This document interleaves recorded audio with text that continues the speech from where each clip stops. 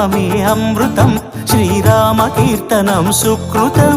ఈ రామచంద్రుడే లోకరక్షయని అంతరాత్మ పలికే. జగదానందకారక జయ జానకి ప్రాణనాయక, శుభ స్వాగతం ప్రియ పరిపాలక. జగదానందకారక జయ జానకి ప్రాణనాయక, శుభ స్వాగతం ప్రియ పరిపాలక.